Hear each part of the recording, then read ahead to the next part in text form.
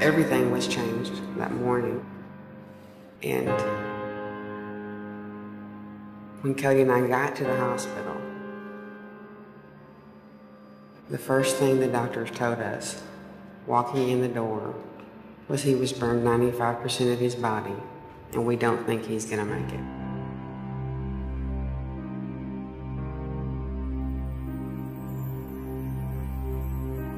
There's nothing you can say to that.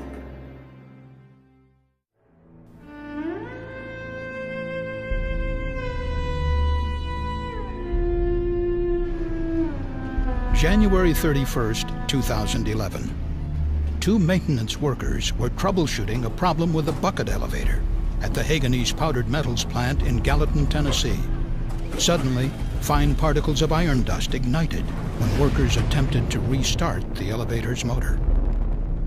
The CSB investigation into that accident was underway when just 2 months later, on March 29th, a similar flash fire burned another Hoeganaes worker. At a news conference in Tennessee on May 11th, the CSB released laboratory test results demonstrating the combustibility of even small amounts of the iron dust when dispersed in air in the presence of an ignition source. Just 16 days after the CSB released those test results, on May 27th, a hydrogen explosion erupted in the plant. The blast shook loose iron dust accumulations from the upper reaches of the building, which ignited and rained down on workers. Combustible dust is a serious workplace hazard across the country. Since the Chemical Safety Board was established in 1998, 3 of the deadliest accidents we have investigated have been combustible dust explosions. They are entirely preventable, just like the dust fires that occur at Hoeganaes. The Hoeganaes Corporation is a subsidiary of GKN, a multinational engineering company headquartered in the United Kingdom. The Hoeganaes Gallatin facility, located some 30 miles from Nashville, employs about 180 workers in the production of powdered metals with a capacity of 300,000 tons per year. The main product is over 99% pure iron powder, used primarily in the automotive industry. The manufacturing process releases combustible metal dust into the workplace. The dust must be controlled and not allowed to accumulate. But when the CSB examined the Hoeganaes facility after each of the 3 accidents, we were alarmed to discover literally tons of accumulated dust on surfaces throughout the facility. At the Hoeganaes facility, iron powder travels through the plant by a system of conveyors and bucket elevators. The belts on the bucket elevators had a tendency to become misaligned, causing the motors to overload and shut down.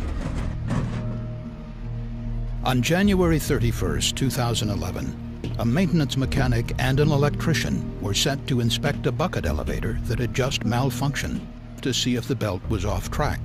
It appeared to be aligned properly, and the mechanics radioed the control room operator to restart the motor. The dust collection bag house had been out of service periodically over the previous week. Fine particles of iron dust remained in the area of the motor. As the motor restarted, combustible iron dust was suddenly dispersed into the air. The 2 workers were immersed in a thick dust cloud. Almost immediately, the iron dust found an ignition source, likely an electrical arc from exposed wiring on the motor. A flash fire erupted, engulfing both workers. Both men were severely burned. The first worker died from his injuries just 2 days after the accident. The second survived for nearly 4 months, but died in May of 2011. After the first accident, the CSB documented that combustible iron dust was visible in the air and that it coated most surfaces up to 4 inches deep. These CSB investigation photos show the accumulated dust on elevated surfaces, where the dust could be readily dislodged and ignited. The CSB report noted that engineering controls, such as enclosing conveyors and installing properly designed dust collection equipment, are the best ways to prevent dust accumulations. But as this CSB investigation video shows, the plant's powder handling equipment was not adequately sealed.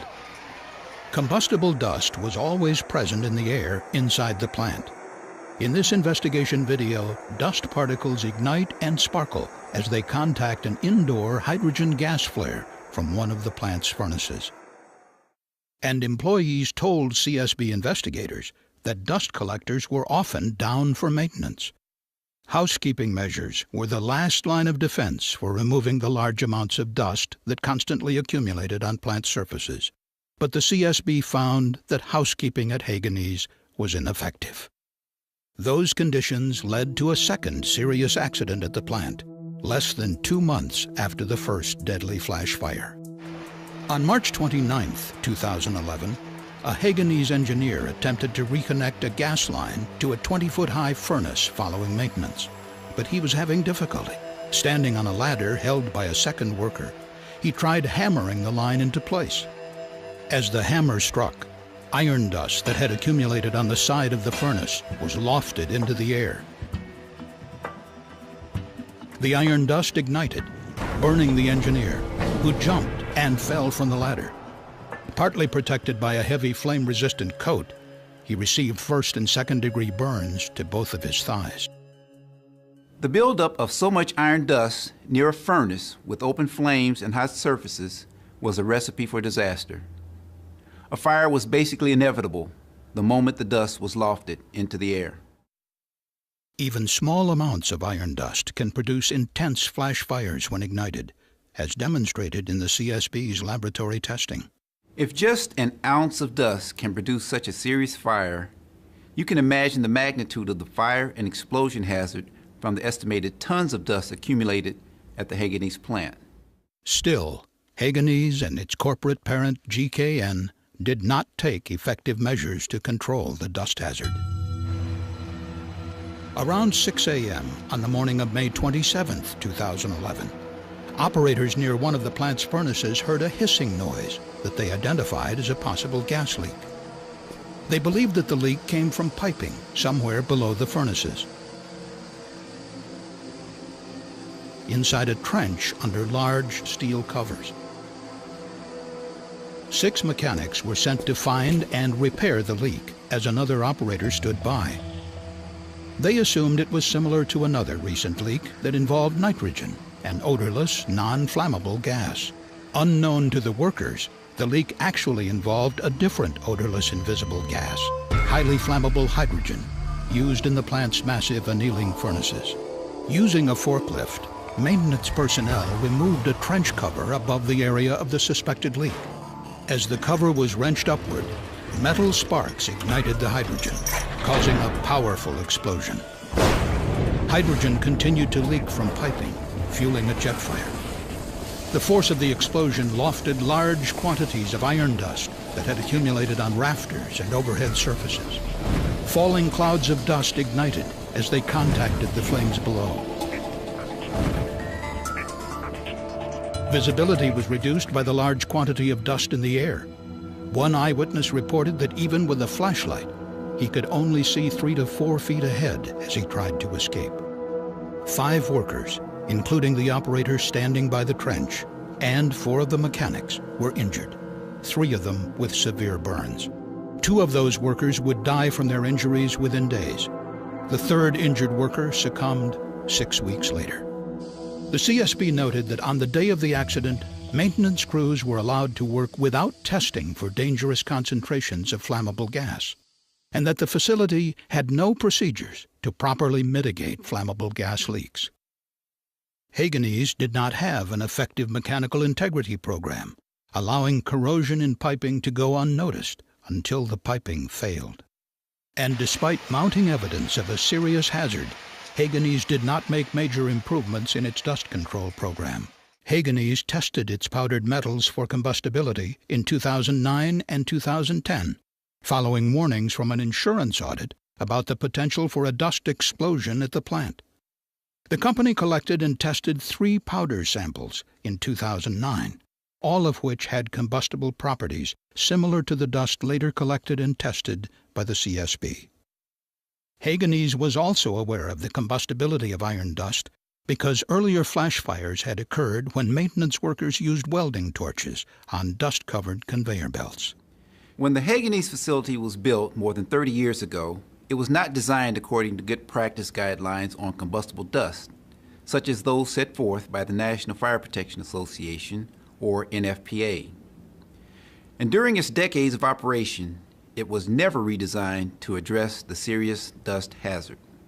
The Hoeganaes facility has numerous flat overhead surfaces where dust can accumulate, and they are difficult to reach and clean. NFPA 484, the standard for combustible metals, recommends that floors, elevated platforms, and gratings be designed to prevent dust accumulations and to facilitate cleaning. The NFPA standard also requires that all machines that release combustible dust be connected to a dust collection system. The City of Gallatin requires industrial facilities, including Hoeganaes, to comply with the International Fire Code. The code includes a brief chapter on combustible dust. The chapter references the far more detailed dust safety standards of the NFPA, but does not specifically require companies to follow them. As a result, the CSB recommended that the International Code Council revise the International Fire Code to mandate compliance with the combustible dust safety requirements set forth by the NFPA. In its 2006 study on the hazards of combustible dust, the CSB recommended that the Occupational Safety and Health Administration create a combustible dust standard for general industry. In response, OSHA initiated a national emphasis program in 2007 to target industries with combustible dust hazards for additional inspections and enforcement. 2 years later, OSHA announced it would begin rulemaking on a comprehensive standard for general industry. And I'm announcing today that OSHA will begin the rulemaking on combustible dust. But in 2011, at the time of the accidents at Hoeganaes, a specific standard had not yet been proposed or completed.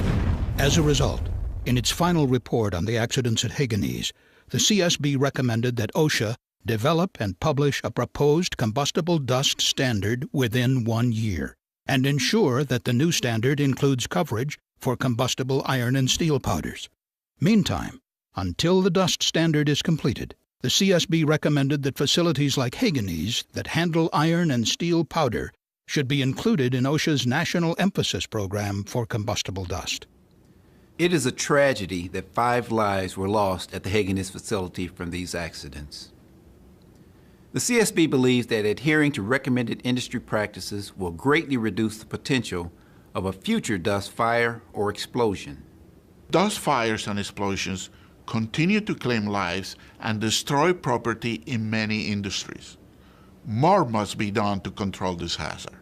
No more lives should be lost from these preventable accidents. Thank you for watching the CSB safety video. For more information on the CSB's Hoeganaes investigation, please visit csb.gov.